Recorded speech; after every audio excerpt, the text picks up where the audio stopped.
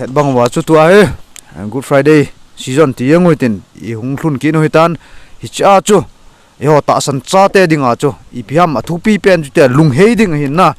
a lung hei lo lai uma hayong le ilung hei na diwa chu khon dongel bon ti ma kunai la khan sa de hin ten hi che Good Friday season te ki tu a chu la khan sa de la chu I pila khan sa de ham chu je ki bona kun ga ngai te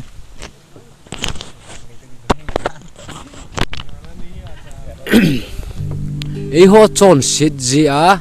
paka Yesu chu cross chunga khian be hin chi hlandam pu Jesu thingpela nang le ke chon sit khian be tai ti la hi ken sa deu hi dungel bona kona I nangai deu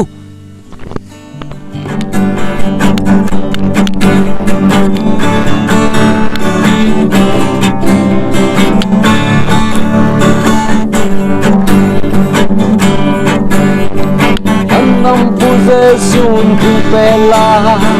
nang le ki zon se de khen be tai mo ne lo cha pa hum thi chu nang le ki ding bo ai hi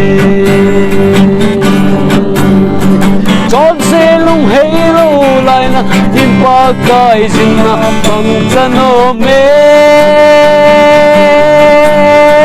ga lung hei jin lang pa kai lam do go sa nung singin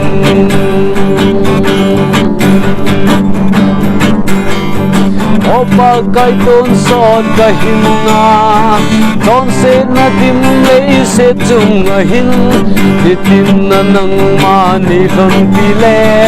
ona ban gam ge dingin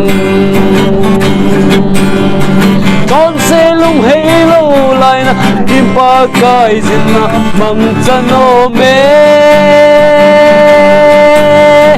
na lung hei jin la pa kai lam do din di go sa nung singin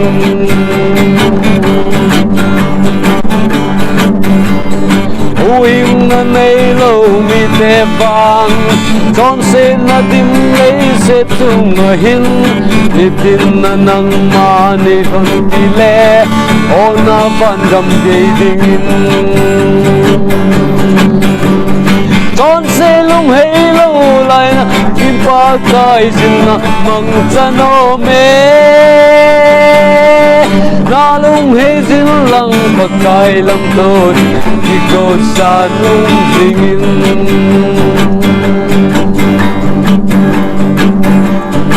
uing na nei lo mi te bang ton se na dim lei se chung a hin titin na nang ma ni kan ti le ona van gam ge dingin ton se lung hei lo lai na ki pa kai jin na mang chan o me na lung hei jin lang pa kai lam to di go sa nung singin